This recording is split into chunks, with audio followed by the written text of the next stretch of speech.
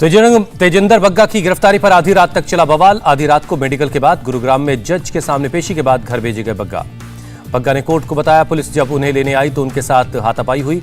Medical में पीठ और कंधे पर मिले चोट के निशान। तेजिंदर बग्गा के घर लौटने पर हीरो जैसा स्वागत हुआ। बीजेपी समर्थकों के साथ दिल्ली बीजेपी के प्रदेश अध्यक्ष आदेश गुप्ता भी बग्गा का स्वागत करने पहुंचे। तेजिंदर बग्गा ने इशारों में बोला हमला, कहा जो लोग मानते हैं कि वो पुलिस की मदद से कुछ भी कर सकते हैं, मैं उन्हें बताना चाहता हूं कि बीजेपी कार्यकर्ता किसी से नहीं डरता। तेजिंदर सिंह बग्गा ने कहा, अगर इंडिया टीवी आपकी आवाज।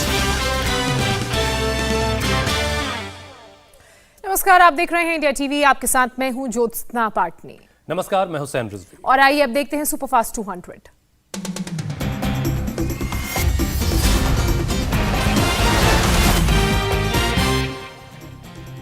तेजिंदर बग्गा की गिरफ्तारी पर आधी रात तक चला बवाल। आधी रात को मेडिकल के बाद गुरुग्राम में जज के सामने पेशी के बाद घर पहुंचे बग्गा ने कोर्ट को बताया कि पुलिस जब उन्हें लेने आई तो उनके साथ हुई हाथापाई में लगी चोट, मेडिकल में पीठ और कंधे पर चोट की पुष्टि। बग्गा के घर लौटने पर हीरो जैसा स्वागत हुआ। बीजेपी समर्थकों के साथ दिल्ली प्रदेश अध्यक्ष आदेश गुप्ता भी बग्गा के स्वागत के लिए पहुंचे। तेजिंदर सिंह बग्गा ने इशारों में बोला हमला, कहा जो लोग मानते हैं कि वे पुलिस की मदद से कुछ भी कर सकते हैं, मैं उन्हें बताना चाहूंगा कि बीजेपी कार्यकर्ता किसी से नहीं डरेगा।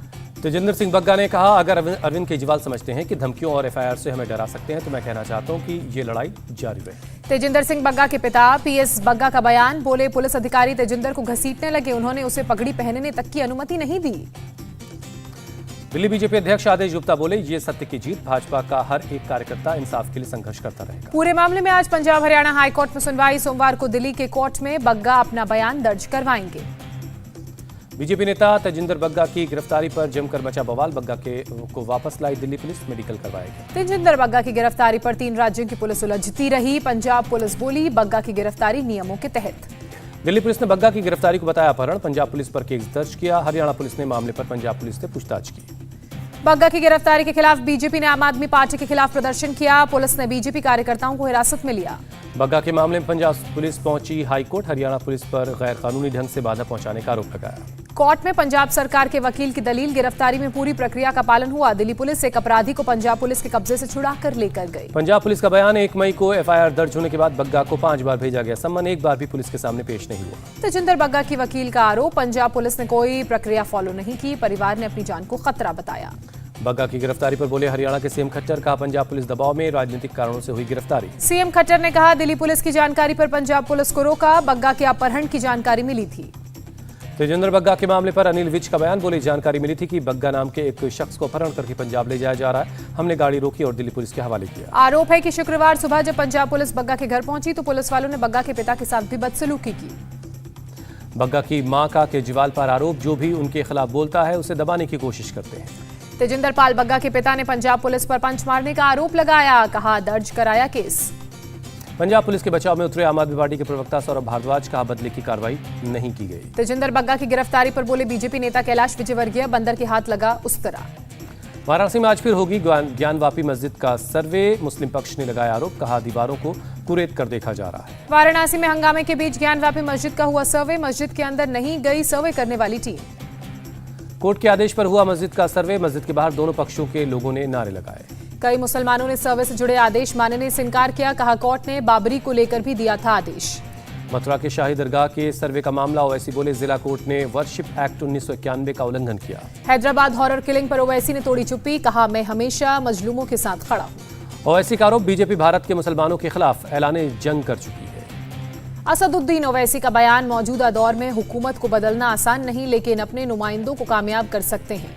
ओवैसी ने कहा सभी मस्जिदों पर हाई रेजोल्यूशन कैमरे लगाएं ताकि धार्मिक जुलूस के दौरान पत्थर फेंकने वालों के चेहरे दुनिया के सामने आए। जोधपुर में 8 मई की रात 12 बजे तक लागू रहेगा कर्फ्यू, अगले आदेश तक इंटरनेट भी रहेगा बंद। दिल्ली में जहांगीरपुरी में ईंट फेंकने के बाद बवाल, लोगों ने किया हंगामा। हंगामे की खबर मिलते ही भारी संख्या में पुलिस फोर्स की तैनाती, लोगों को समझा बुझाकर शांत कराया गया।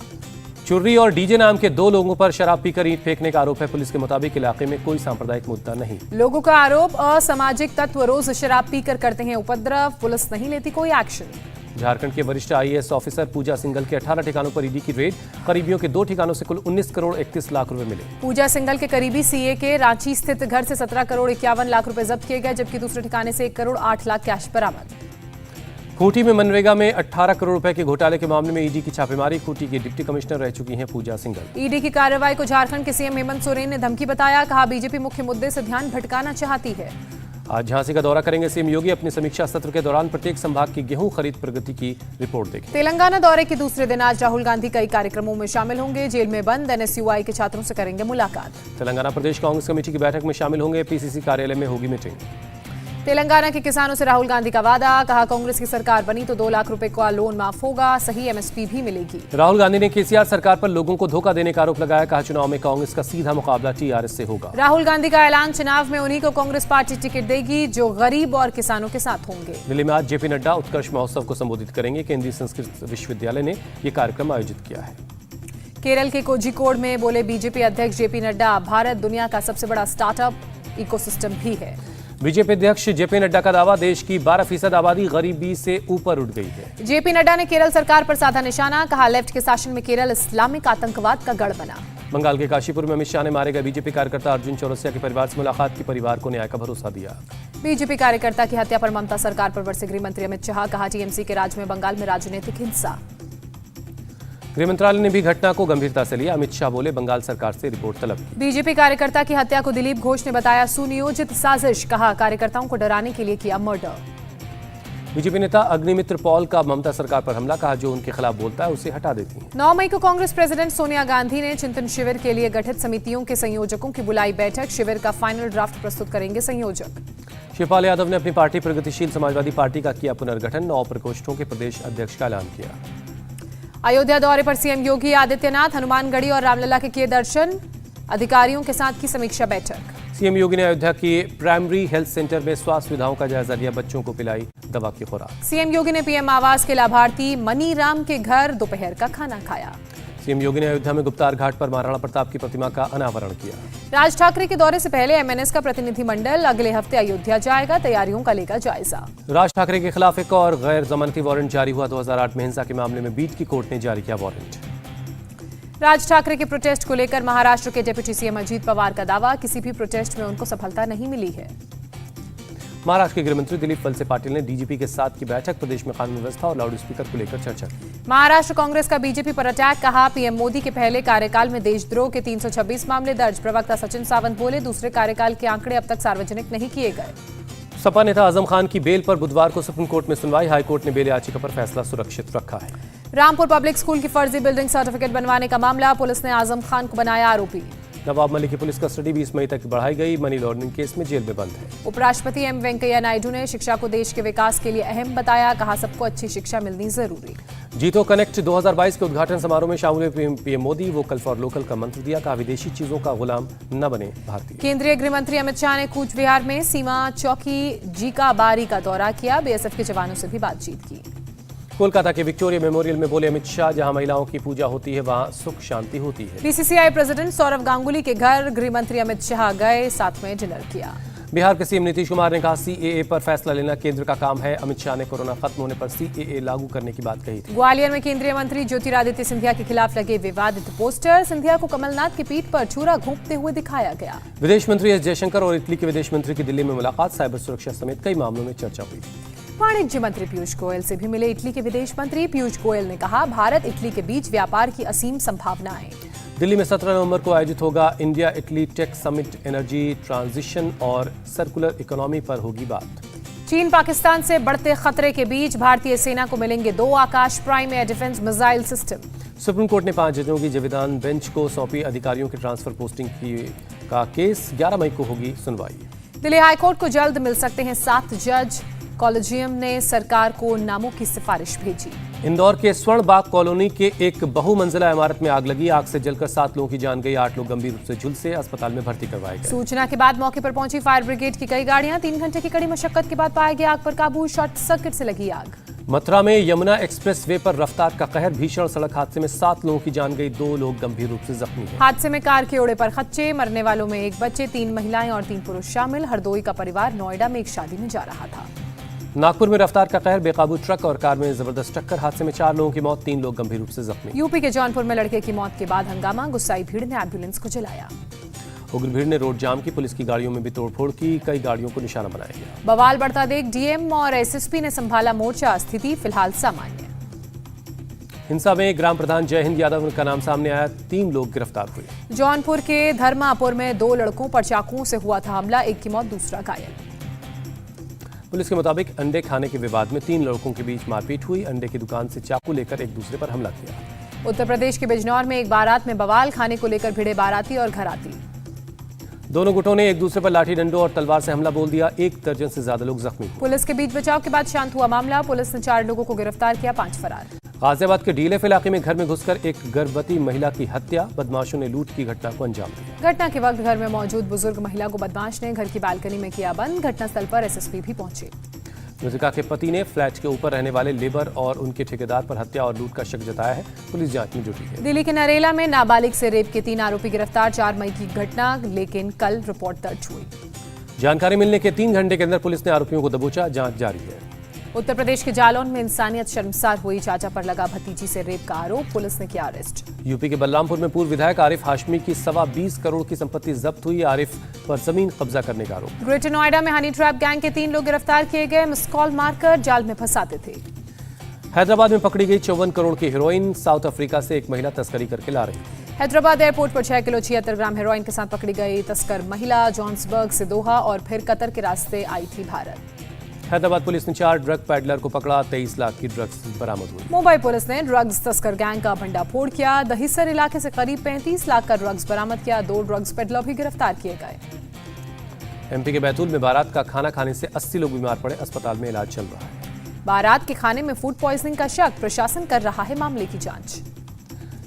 छत्तीसगढ़ के कोरिया में सरकारी अस्पताल में बड़ी लापरवाही, अस्पताल में भर्ती मरीज का डॉक्टरों ने नहीं कर रहे थे सही से इलाज, परिवार वालों ने प्राइवेट डॉक्टरों से करवाया चेकअप। मरीज का वीडियो वायरल होने के बाद सीएस की सफाई, दोपहर 2 बजे के बाद बंद हो गई थी ओपीडी सेवा, बिना जानकारी के शहर के बड़े डॉक्टर के पास मरीज को ले गए थे परिजन। यूपी के उन्नाव में बड़ा हादसा, गंगा में नहाने गए 4 बच्चे डूबे। अजमेर में आना सागर झील में तैरते दिखे 2000 के नोट, नकली बताए जा रहे हैं नोट। गोताखोरों की मदद से झील से नोटों की 54 गड्डियां निकाली गई, नोटों पर लिखा reserve bank of India. Odisha के बोलंगीर में बाघ की खाल के साथ एक शख्स को गिरफ्तार किया गया, एसटीएफ को मिली सफलता। 2020 से लेकर अब तक ओडिशा एसटीएफ ने 28 बाघ की खाल, 24 हाथी के दांत और 7 हिरणों की खाल बरामद की है। 90 साल की बुजुर्ग महिला से मिले असम के मुख्यमंत्री हिमंता विश्वकर्मा, महिला के बेटे से जुड़े मुद्दे पर मदद का आश्वासन। शंकराचार्य जयंती पर श्रीनगर के मंदिर में भीड़, श्रद्धालुओं ने की पूजा अर्चना। मंगलुरु में ईवी एक्सपो का आयोजन, युवाओं में उत्साह, 6 से 8 मई तक चलेगा एक्सपो। बर्फ से सफेद हुआ रोहतांग पास, लाहौल स्पीति के दूसरे इलाकों में भी बर्फबारी।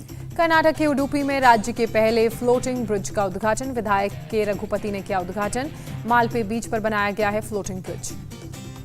ठाणे में 94 लाख की ठगी के आरोप में पति पत्नी पर केस दर्ज हुआ, दोनों ने 15 लोगों को चूना लगाया। नवी मुंबई में एक फैक्ट्री में लगी भीषण आग, रबर फैक्ट्री में लाखों का सामान जलकर खाक।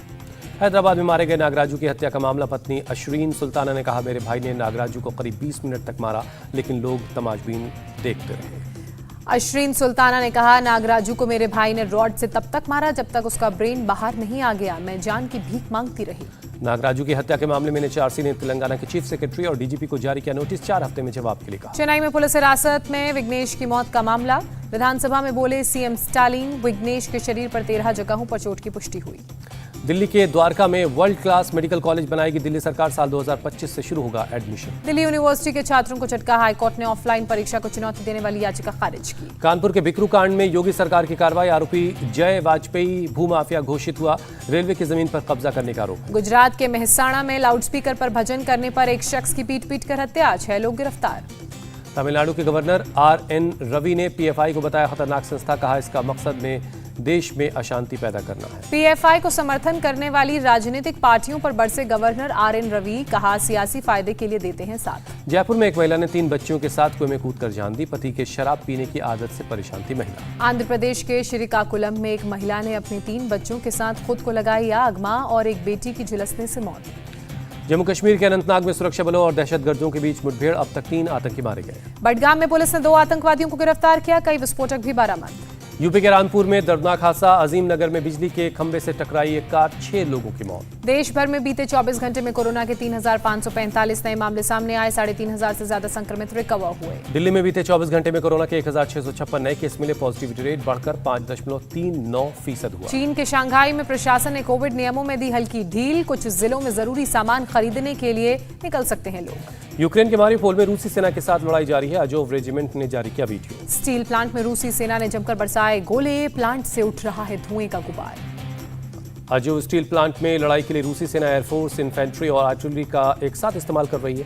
प्लांट में रूसी सेना को मिल रही है कड़ी टक्कर। अजोव स्टील प्लांट के अंदर अजोव रेजिमेंट के साथ कई आम नागरिक छिपे हुए, रूस की सेना मिल पर कब्जे के लिए लड़ रही है आखिरी लड़ाई। मारियोपोल और स्टील प्लांट में फंसे लोगों को निकालने की कोशिश जारी है। यूएन महासचिव गुटेरेस ने कहा, जल्द लोगों को निकालने के लिए तीसरा ऑपरेशन शुरू किया जाएगा। मारियोपोल में रूसी हमले पर ड्रोन फुटेज आया सामने, पूरे शहर में उठ रहा है धुआं।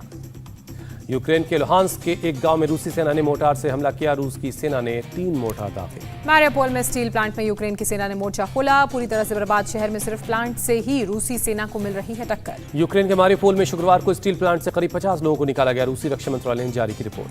प्लांट से निकाले गए लोगों में 11 बच्चे शामिल, सभी लोगों को संयुक्त राष्ट्र और इंटरनेशनल रेड क्रॉस कमेटी के अधिकारियों को सौंपा गया। प्लांट से निकाले गए लोगों को बसों से सुरक्षित जगहों पर पहुंचाया गया। रूसी रक्षा मंत्रालय के मुताबिक शनिवार को भी लोगों को निकाला जाएगा। यूक्रेन के राष्ट्रपति जेलेंस्की ने मारियोपोल को लेकर दिया बयान, कहा बंदरगाह शहर कभी नहीं गिरेगा, रूसी सेना ने इसे पहले ही कर दिया है तहस नहस।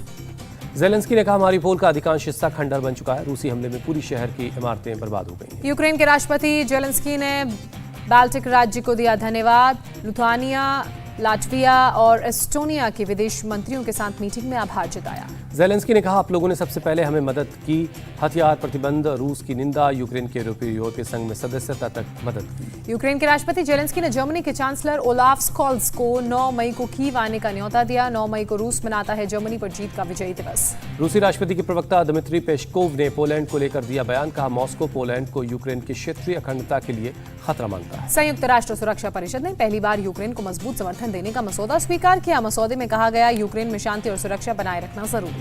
खार्किव में जोलोचीव पहुंचे वहां के लोग अपने आशियाने को देख मायूस हुए यूक्रेन के पूर्व सैनिक। द्वितीय विश्व युद्ध लड़ चुके कोवलेंको ने कहा, 700 से अधिक घर हमले में तबाह हो गए, 22 लोग मारे गए, 60 से अधिक लोग घायल हैं। रूस के विदेश मंत्रालय के प्रवक्ता का बयान, यूक्रेन में न्यूक्लियर वेपन्स का इस्तेमाल नहीं करेगा रूस। यूक्रेन को 7 होवित्जर तोप देगा जर्मनी की विदेश मंत्री ने दी जानकारी। अमेरिका के कंसास में आए एक टॉर्नेडो का वीडियो सामने आया, तूफान की चपेट में जो कुछ आया सब तहस नहस हो गया। टॉर्नेडो के रास्ते में खड़ी कार हवा में तेज झोंके से लुढ़कने लगी, तूफान में कई घरों को नुकसान पहुंचा, घरों की छत टूटकर हवा में उड़ गई। तूफान से कंसास के एक स्कूल में मची भारी तबाही, स्कूल में लगे झूले टूट गए, क्लासरूम में रखी टेबल और बेंच तेज हवा की चपेट में आकर बर्बाद हो गए। स्पेन के सेंट्रल मैड्रिड के एक अपार्टमेंट में हुआ विस्फोट, हादसे में 17 लोग घायल। गैस की वजह से हुआ विस्फोट, मौके पर पहुंची फायर ब्रिगेड की टीम, सीढ़ी लगाकर फायर फाइटर्स ने लोगों का रेस्क्यू किया। क्यूबा की राजधानी में एक 5 स्टार होटल में हुआ विस्फोट, ब्लास्ट में 9 लोगों की मौत, 40 घायल, 13 लापता। गैस रिसाव की वजह से हुआ हादसा, फायर ब्रिगेड की टीम ने कई लोगों का रेस्क्यू किया, हालात को देखते हुए बगल के स्कूल को खाली करवा लिया। हादसे के बाद बिखरा होटल का मलबा, रेस्क्यू ऑपरेशन जारी, घायलों को पहुंचाया गया अस्पताल। क्यूबा के राष्ट्रपति ने बम हमले से किया इनकार, कहा यह एक दुर्घटना है। स्वास्थ्य मंत्री के मुताबिक घायलों की संख्या बढ़ने का अनुमान है। श्रीलंका में लगाई गई इमरजेंसी, राष्ट्रपति गोटबाया राजपक्षे ने की आपातकाल की घोषणा, श्रीलंका में आर्थिक संकट के हैं हालात।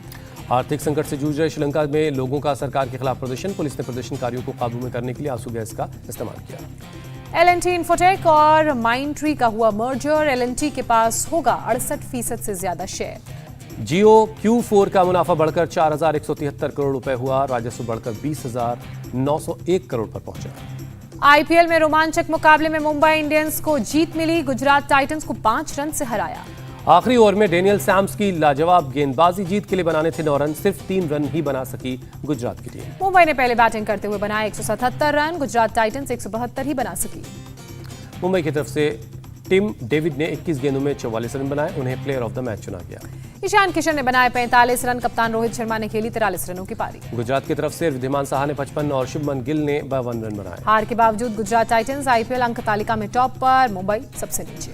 IPL में आज 2 मुकाबले हैं, पंजाब किंग्स की टीम राजस्थान रॉयल्स से भिड़ेगी, दोपहर 3:30 बजे से है मैच। दूसरा मुकाबला लखनऊ सुपर जायंट्स और कोलकाता नाइट राइडर्स के बीच पुणे में शाम 7:30 बजे होगा। इंग्लैंड के बल्लेबाज बेन स्टोक्स का काउंटी क्रिकेट में धमाका, 1 ओवर में 34 रन बनाए। स्टोक्स ने 88 गेंदों में बनाए 161 रन, 17 छक्के जड़े। चीन में बढ़ते कोरोना के मामलों की वजह से इस साल होने वाले एशियन गेम्स स्थगित हुए। होंगझाओ में 10 से 25 सितंबर तक होने थे मुकाबले। फ्रैंकफर्ट और रेंजर्स में होगा यूरोप लीग का फाइनल। फ्रैंकफर्ट ने 42 साल बाद यूरोपियन टूर्नामेंट के फाइनल में प्रवेश किया। AR रहमान की बेटी खदीजा ने की शादी, तस्वीरें सामने आई। पिछले साल दिसंबर में हुई थी सगाई। अजमेर में आखा तीज पर 5 जोड़ों का बाल विवाह। प्रशासन ने 17 संबंधित एजेंसियों को नोटिस भेजा। राजस्थान के झालावाड़ में रोता बिलखता रहा बच्चा, जबरदस्ती हाथ पकड़कर लगवाए फेरे। पुलिस ने एक को गिरफ्तार किया। मध्य प्रदेश के शहडोल में वकील ने महिला को दौड़ा दौड़ा कर पीटा। बच्चा रोता रहा, फिर भी नहीं पसीजा दिल। यूपी के बलिया में छेड़खानी के आरोप में सिर मुंडवाया, कालिख पोतकर मारपीट की। बच्चों की जिद के आगे झुके छत्तीसगढ़ के सीएम। टॉपर छात्रों को करवाई हेलीकॉप्टर की सैर, वीडियो हुआ वायरल। यूपी के अमेठी में शादी समारोह में तमंचे पर डिस्को का वीडियो वायरल हुआ। पुलिस कर रही है जांच। इंडिया टीवी हर वक्त हर जगह डाउनलोड करने के लिए सर्च करें India TV news Google play store या ऐप स्टोर पर।